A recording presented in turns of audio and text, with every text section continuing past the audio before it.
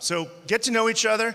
If I can help you guys introduce you to anybody else, let me know. That's part of my job here, is to facilitate relationships. And that's, I hope, hopefully one of the reasons why you guys are here.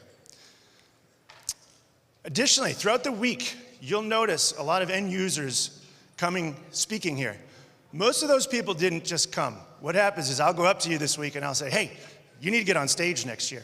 Unfortunately, we had a handful of people that gave in to my demands and are speaking this year. So as you go through, think about things that you might be able to present next year, because that, going back to the community, that's what makes this conference valuable. It's people in the trenches coming, telling their stories, sharing their experiences, sharing their failures, their successes, what products they're using. This is, again, stuff that's not going to happen on stage, but it's going to happen throughout the week at the various networking events. So we'd love to have you. If you have any ideas, come and ping me, grab me, say, hey, I'd love to talk about this next year. I know a lot of you work for larger, sensitive organizations that require all kinds of approvals. Let's get going, let's work on it, and let's get you on stage. A couple quick FAQs I always get. Slide materials will be posted daily. Toward the end of the day, you'll get an email from us. You probably got the morning one. If you didn't get that, look for an email from events@securityweek.com. I know a lot of you have pretty sensitive spam filters, so go ahead and add that to your whitelist. So you'll get the slides, and these are all being recorded. They're actually streaming live right now, so hello to all of our people watching virtually. Additionally, there is a mobile agenda. Those security-conscious folks that don't want to download an app, this is not an actual app. You don't need to install it. I'll leave this up for a couple seconds. That's just going to load up the mobile app, and it's just a thing you can save to your iPhone or Android desktop. I tested it. It does work, and it's not malware. Trust me.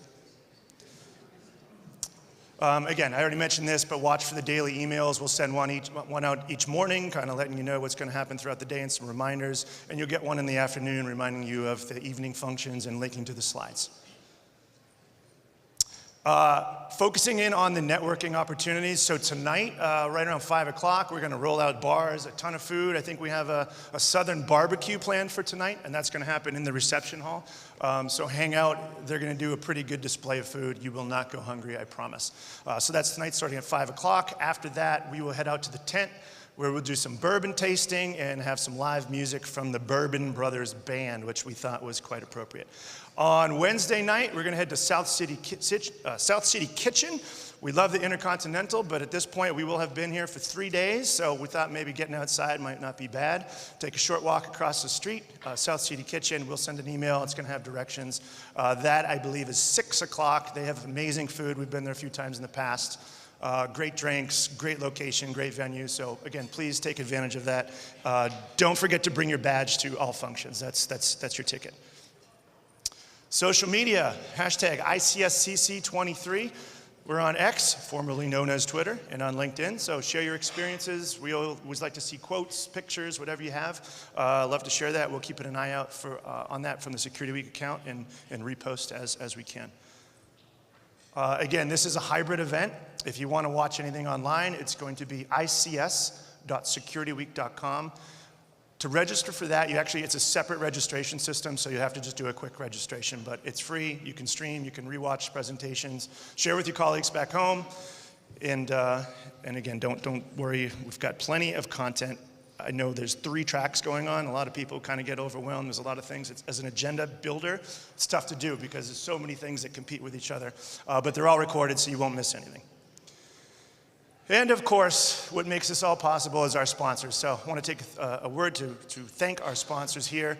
This is quite an event to put together. We try and put a lot into the venue, the food, and the beverage, and all this production you see, and that's thanks to our sponsors. So as you see, they're all out here. They're all quite nice. I can say they all actually have pretty unique offerings and some pretty cool stuff that, cruise around, have a look. They're all quite nice people, and they're not going to hound you.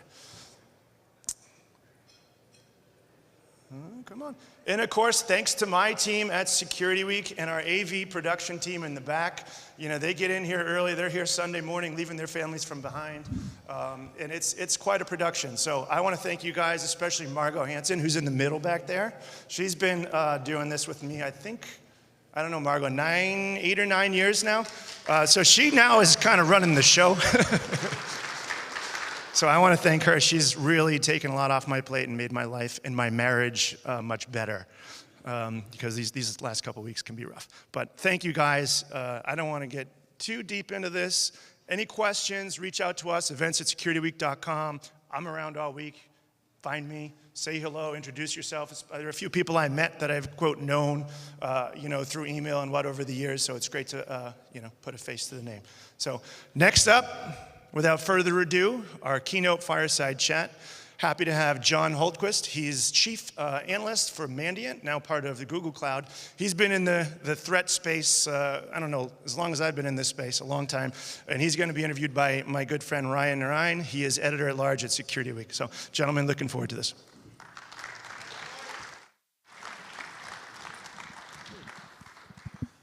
Some bright lights here. Good morning, everyone. Staring into the sun. Feels like staring into the sun. Good morning, everyone. My name is Ryan Narayan. I'm an editor-at-large at Security Week, writing very much the stories you guys are reading around, and malware threats, nation-state attacks, ransomware, and all the other things that are in the headlines today. I want to spend a second to call out two of my colleagues here, Ed Kovac and Ayanat, two of our reporters from Security Week here who cover the ICS sector. So if you see them around, feel free to pick their brains and drop some news tips into their inboxes. Before we get started, I want to welcome John Hultquist. He's Chief Analyst at Mandiant Intelligence. And John, let's start right there. What does the Chief Analyst at Mandiant Intelligence do?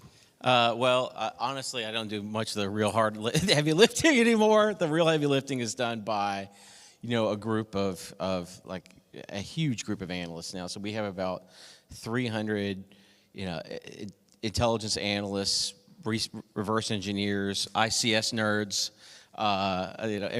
every type of expert. And part of my job is sort of wrangling some of the intelligence that comes out of an organization that large, so to make sure that we're tracking all these emerging threats and all the problems that our customers expect us to. I imagine just from the outside looking in, based on all the blog posts and reporting that happens, is you guys are like first responders. Like first responders, any sort of big incident that happens, a company calls Mandiant first, you go in and you look. Out of everything you've seen on this high-end malware side, what percentage of that would you say is related to ICS OT security, like actual live in the wild? It's a very, very small, very small margin, right? We're always looking for those pieces, but they are incredibly rare, right? And we deliberately put ourselves in places where we need to be to find those things early, right? So we're heavily involved in Ukraine. We've been in the Gulf for a very long time, and all kinds of other places where we hope to find this type of activity, which is very difficult to find. It's ephemeral. Is it very difficult to find because it doesn't exist, or is it very difficult to find because we don't know how to look for it, or we don't know what we're looking for, or it's a different science altogether? Good question. It's a little column A, little column B, right? The threat actors that are targeting industrial control systems or OT. There's only a handful of them really that are really focused on this. That's good news, actually. That means that you don't have to boil the ocean for an endless amount of threat activity, right? There's a handful of actors that we know that are really focused on the space. That's the good news, actually, to a certain extent. The bad news is that a lot of them are pretty good at staying under the radar, right? One of the ones that we're looking for right now, we call them, I think Microsoft calls them Volt Typhoon. It's the name that's probably best known. They're living off the land, right? They are leveraging botnets for command and control. No malware, just keyboard. No malware, or minimal malware. They're just taking a lot of steps to reduce their signature. And that makes it really hard to hunt them. Volt Typhoon, the threat actor you reference, has been attributed to China. Yes. Can you give give the audience a sense here of what the Chinese are up to? Because in our world, in a lot of our reporting, the Chinese are linked to economic espionage, a lot of intellectual property theft, a lot of that. In fact, 60 Minutes on Sunday night had 5 intelligence agency heads talking about Yeah. this. In this case, in Volt Typhoon's case, some of the early reporting suggests that it might not only be economic espionage. And one of the bits of reporting is that it's compromising organizations in Guam, which Yes. kind of links up to Taiwan and so on. Yes. Help us understand what's happening there and what the reality is. So that's a really good characterization of sort of China. Like what separates China from their peers is that China has actually been the least aggressive in this space. So Iran, the Shamoon stuff going way back, and they've got all kinds of other less, let's say, technically complex, but definitely OT system sort of focused activity that we've seen over the years, or critical infrastructure focused activity. North Korea's got a history of sort of similar, less OT focused, but definitely critical infrastructure, disruptive, destructive activity as well. The Sony Russia thing was one example. Right? Yeah, great, absolutely, and there's been a series of attacks historically in South Korea, banks, media. KHNP, which is their nuclear power, has been targeted as well. They've definitely got this history of critical infrastructure attack. Russia leads everybody because they have moved into the OT malware space. They have demonstrated not only the ability but the willingness to carry out these attacks multiple times. But China is separate from that. China has, majority of the activity we see from all actors, by the way, is espionage, the good old-fashioned classic espionage, governments Spying on each other. spying. This is what spies do. Stuff that's been going on for a million years.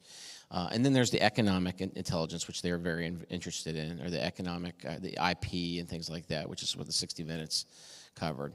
But this Volt Typhoon activity is a brand new thing for them. We have not seen deliberate targeting or a lot of deliberate targeting in the critical infrastructure space. There have been a couple of strange episodes. There was like an incident where they were digging into pipelines quite a few years back, and then there was I've seen them, for instance, sort of probe their way into power every now and then. But this is a sort of a deliberate, long-term attempt to get into a lot of critical infrastructure and do it in a way that stays way below the radar.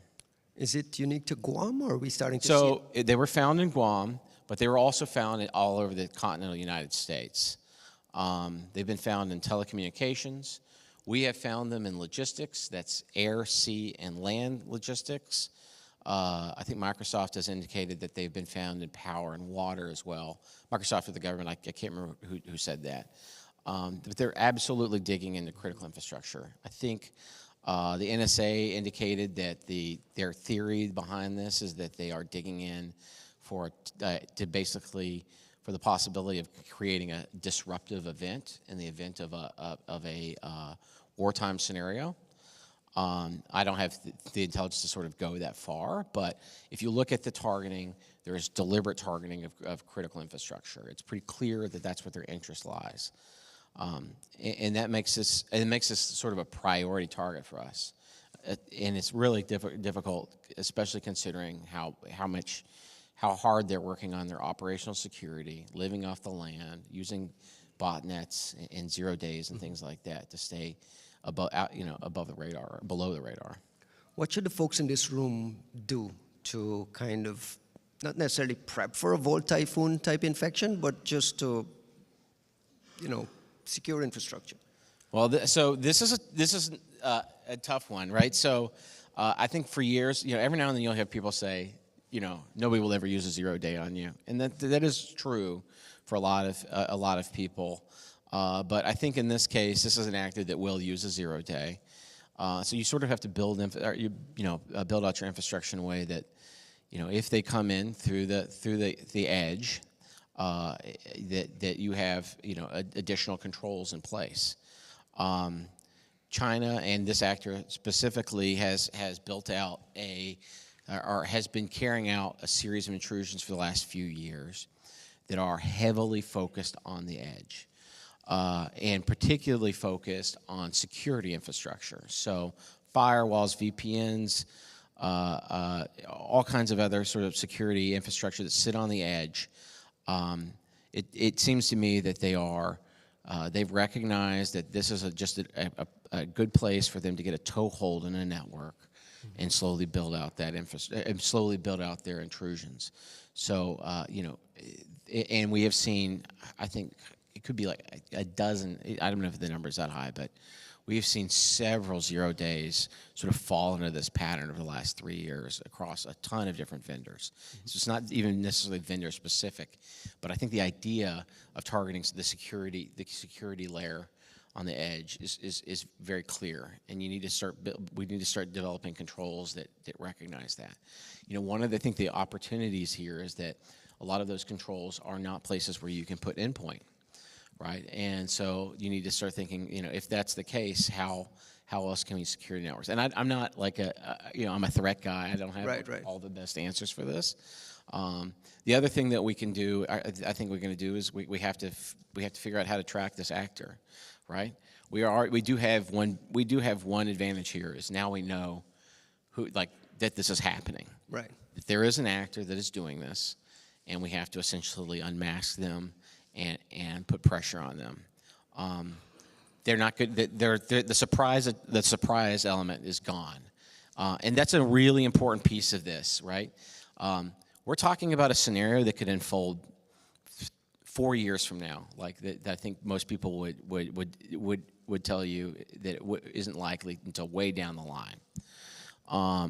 And the reason this is so important is that the cyber war is fought now, right? You have to defend the networks now because they dig in now, right? They have to get there now so that they can be ready then.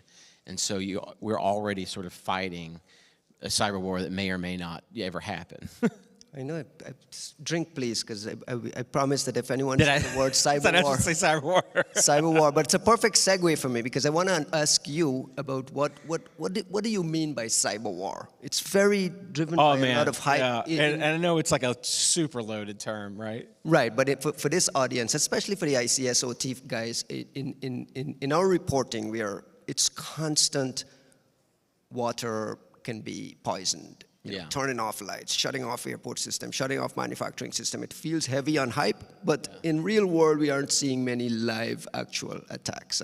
Absolutely. So the attacks are pretty rare that we do see.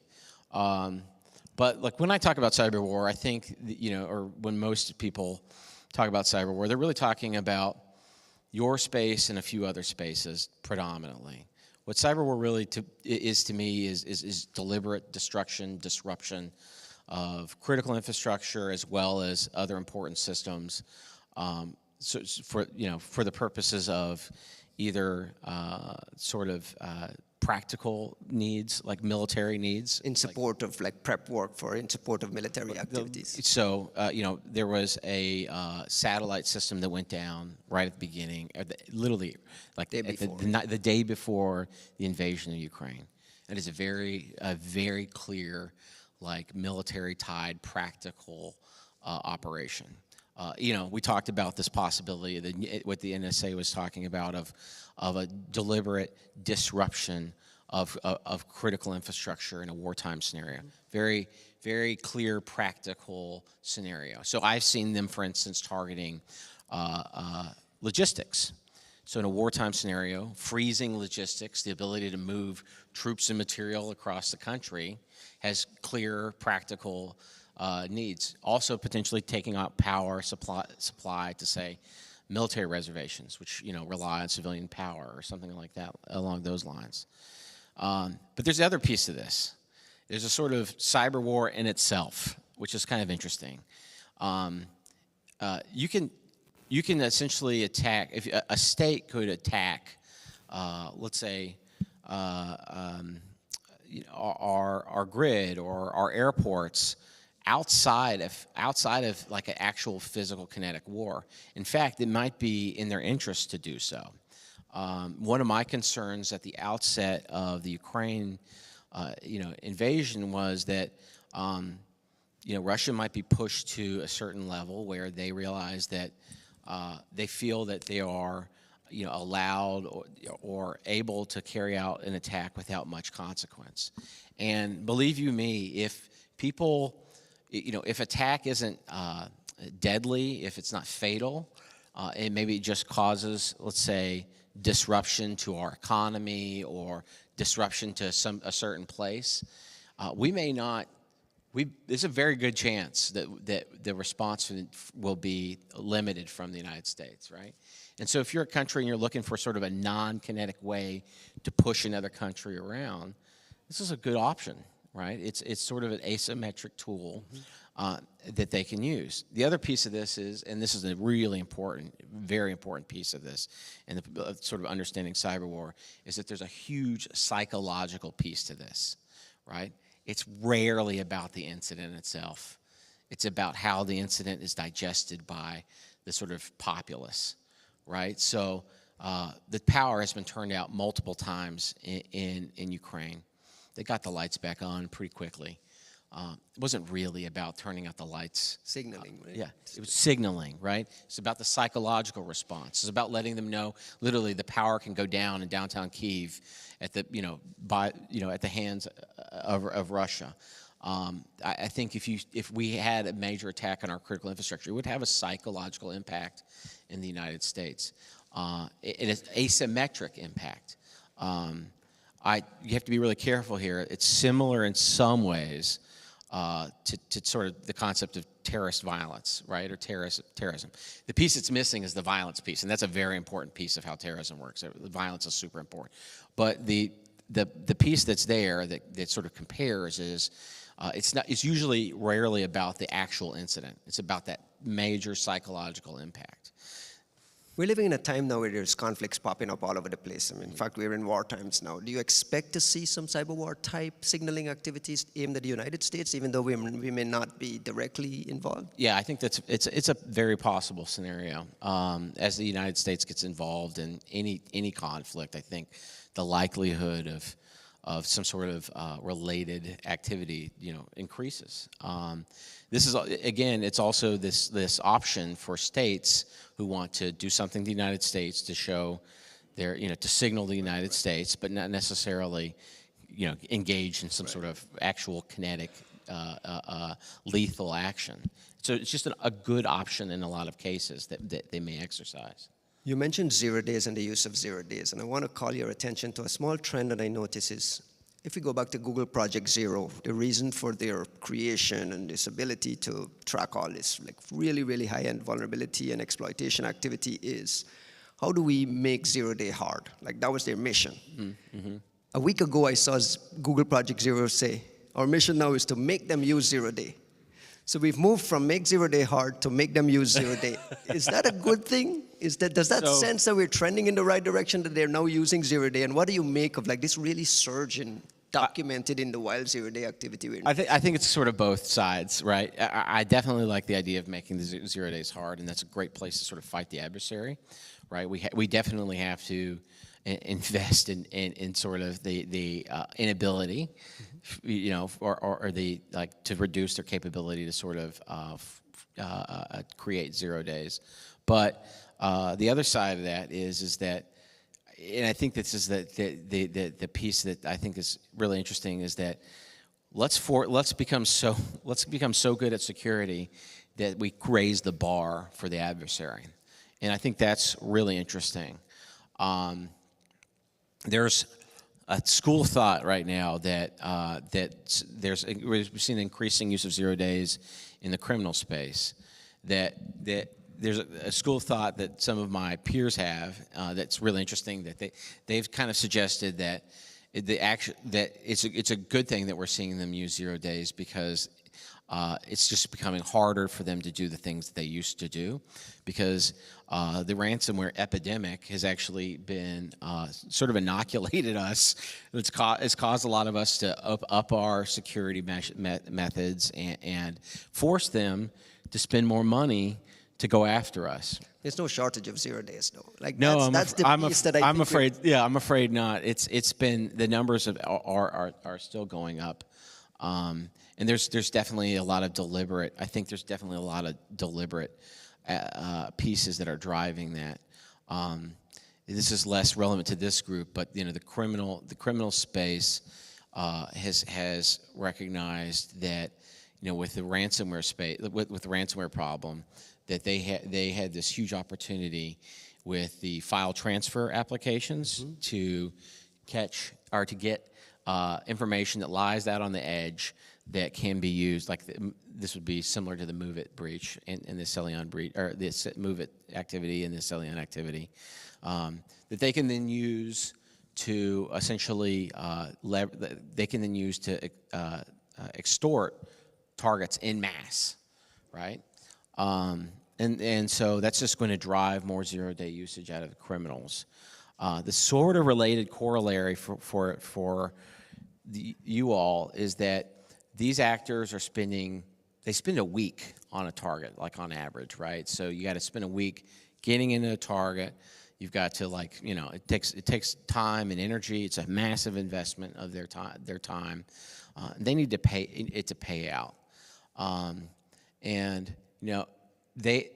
of the ways that they could potentially get ransomware to pay out is by picking a better target. And unfortunately, critical infrastructure is the better target, right? You guys are, more important. Sort of like being online is by nature more important to you, right? And therefore, they recognize that, and so we see certain ransomware groups that seem to be more interested in critical infrastructure than others, because I think they recognize that this is where they're more likely to get the payout. Is it the same sort of infection routines and the same sort of encrypting files that, like, when we hear about ransomware infections in manufacturing sites, are they jumping over air gaps? What can you tell us about what we're seeing? We do see purpose-built ransomware that has OT software that is built to essentially manipulate OT software or disrupt or destroy OT files. So they clearly recognize the value there with those systems.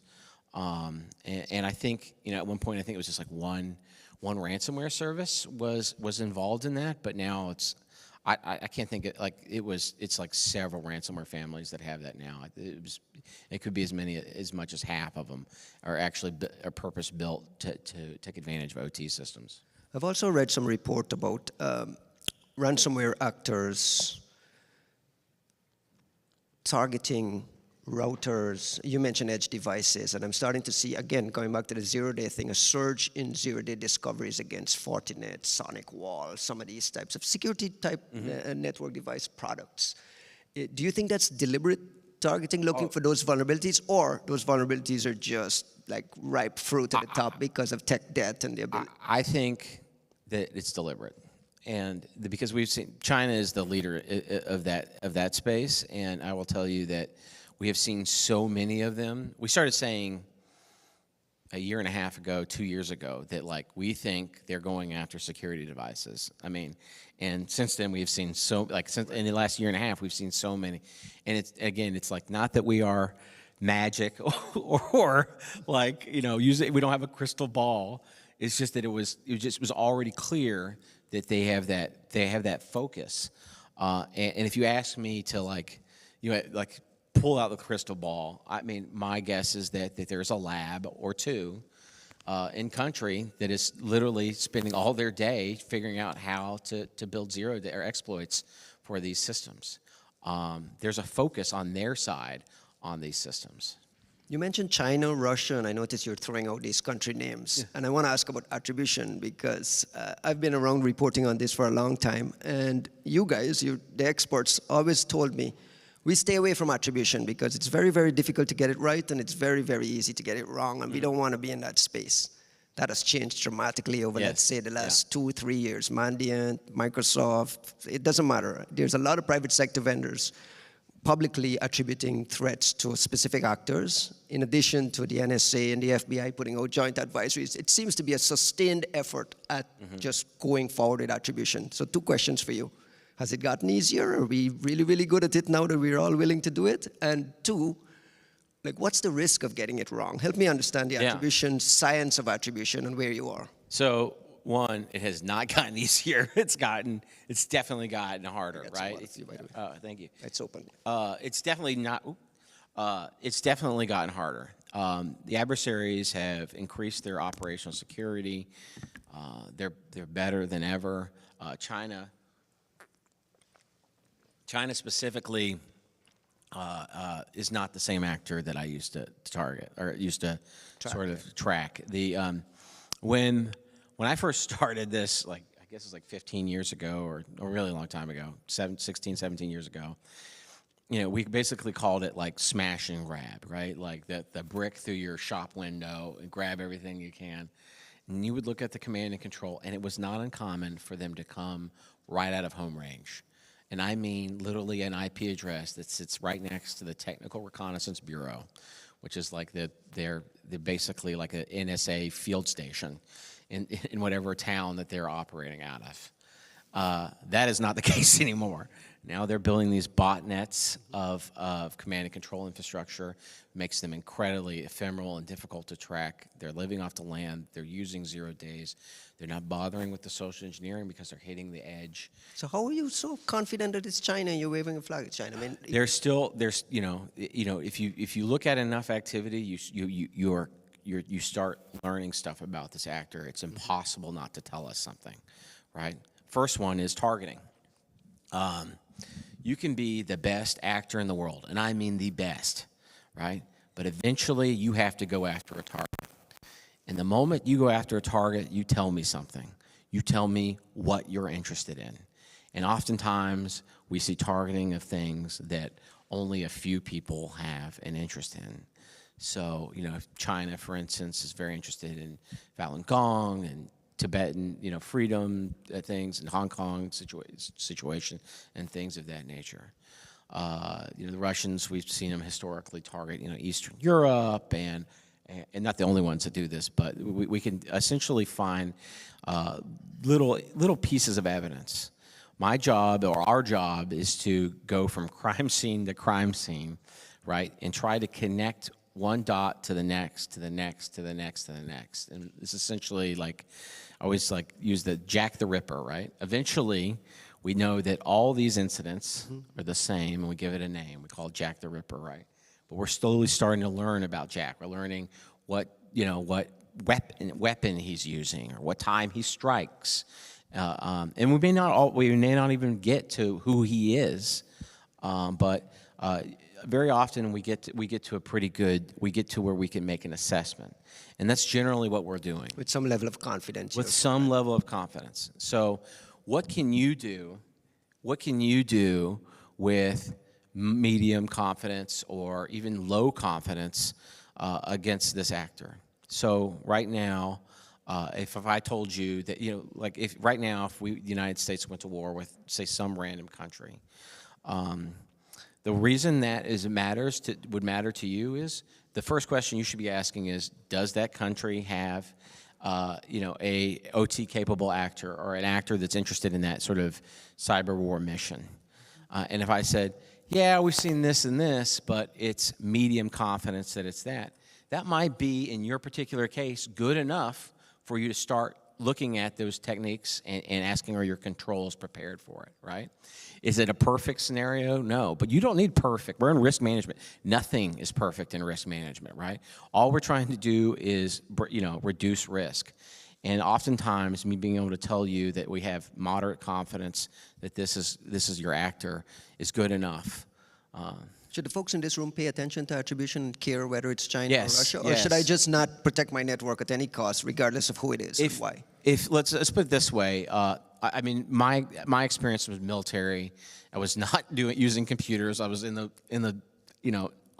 dirt a long time ago in Afghanistan and Iraq. And when I showed up in Iraq, I was in Afghanistan very early, but I was with the special forces teams, and they kind of had a very different way of doing things. But I showed up in Iraq, and I was essentially put with a very old school conventional military force. And I realized really these guys were not like as special forces. They had basically been trained to fight a war against the Soviet Union, right? They'd been built and trained for that purpose, and they had no idea what they were doing in that scenario. They had, and not only did they not know how to do it, but they didn't have the right resources, they didn't have the right tools, they didn't have the right training. All those pieces were wrong. So what I ask you is, if you are building a security system and you don't know who the adversary is, right? Are you building the right one at all? Are any of your investments worthwhile? Right? You have to build security around the adversary. That's where it begins and ends. Right? If you're building walls and they have helicopters or jets, you're wasting your time, right? And I think that's super important to know. Also, the other benefit is if you know who the adversary is, you can use that to get budget, right? Which is like the hardest piece of this, right? Can you connect your future existential event to an adversary and then get the budget for the controls necessary to contain that adversary? We have about 5 minutes left, and I want to ask about the government's response, because we've started to see a lot of activity out of the US government at a very, very high level, an executive order, national cybersecurity strategy. And right there, the national cybersecurity strategy actually calls for a more aggressive approach to dealing with nation-state type adversaries. We don't know yet what that would look like. Can you hazard a guess about what, like, an aggressive approach to dealing with this? I don't have, they don't let me into these meetings, but I think from my perspective, when they use the term defend forward or aggressive approach, I think what they're really talking about is military or intelligence assets, like essentially going and turning the tables on the adversary, looking for their command and control, disrupting their operations, rather than waiting for their operations to sort of unfold. I can tell you, I will tell you, for a very, very, very long time, there was an instinct in a lot of government to sort of sit back and and watch things unfold. Some of that was, well, we're going to build a law enforcement case against this adversary. And that seems great, but these were people who are never going to see the inside of a jail cell. Right? They're never going to see. They're never going to be like captured or picked up. So instead of like actively defending, we had a situation where people were essentially quietly building cases that would never happen. And a lot of that has changed, and that has even changed with regards to the criminal threat, the ransomware threat. Right? They're taking more action to take stuff down. They're being just clearly more aggressive. Russia, there is a sort of a absolute like misunderstanding about what's going on in Ukraine, particularly. I think people are not seeing a ton of activity that has come to fruition there, and they think that that's because Russia's not trying, or the threat was overblown to begin with. And believe me, I've been around this for a long time. The threat does get overblown, but that's not what's going on. What's going on is that Ukraine and partners are in hand-to-hand combat there every day, and Mandiant's been there too, to keep these adversaries out of these networks, and that defensive strategy goes all the way into the aggressive space, right? I'm sure they're disrupting at every level they can possibly do. So what I will tell you is don't, we have a problem with survivor bias, right? Where we think, oh well, nothing happened there, we don't have to worry about this. That's just not the case. There's a huge effort that's been put together, and Ukraine has done an amazing job fighting off some of the most sophisticated actors in your space, right? The number one OT threat actor in the world, or the number one ICS threat actor in the world, the longest history of actual attacks is Sandworm, and nobody has done more hand-to-hand combat with them than the Ukrainians. You talked about this aggressive approach to this, imposing cost, right? Taking down command and controls, imposing cost, adding all these things. Is it working? I think so. I think Ukraine, the fact that we've seen a lot less, or we've seen a lot less, let's say, critical infrastructure attacks or successful critical infrastructure attacks in Ukraine suggests to me that it is working. That the defend forward policies are legitimate. And The look, raindrop of attacks are not slowing down, though. but they're not going to go away, right? So this is the other thing that I think they remember is that this is it is an imperfect strategy, right? Like they were using this against the ransomware operators, and people go, oh, well, they'll be back. Yeah, they'll be back, but we still have a reason. We still have to continue to. We have to put a speed bump there. We have a moral obligation to fight them, right, and slow them down to protect to protect y'all. And even though they're going to come back, that doesn't mean we shouldn't try to stop them today. And a closing question. I mentioned at the top that you guys are like early response folks who get called in. What do you know that we don't know that should worry us? A lot of the public reporting we see is stuff that are 3-4 months old. Yeah. You've done a lot of research reporting. Is there stuff coming down the pike that should really worry us, or are we in a good place generally? I think that the two things that you should really be keeping your eye on right now. One is the Volt Typhoon stuff, right? They're all over the U.S. too, right? Yeah, they are clearly in the United States, dug in. They're going to have to be like rooted out, and it's a serious concern of mine. The second one is the situation in the Middle East right now. As the United States is heavily involved, and because of that, the likelihood of some sort of response, possibly from Iran, is legitimate, and we have to keep that in mind as well. You're starting to see some telemetry? They are in play, without a doubt. John, thank you very much. Appreciate your time. Appreciate your willingness to come and share your expertise Thanks with us. for having me. And thank you. Can I just say one thing? Go ahead. I just want to say thank you guys for everything that you do. I think I was talking earlier about the sort of scenario where the U.S. government goes out and attacks something, and guess who has to defend after that? It's you guys, right? Like, you're the front line, and I really appreciate that. So thank you for everything that you do. Thank you very much. That was awesome. Thank you. Please welcome to the stage Robert Albach, Director of Product Management at Palo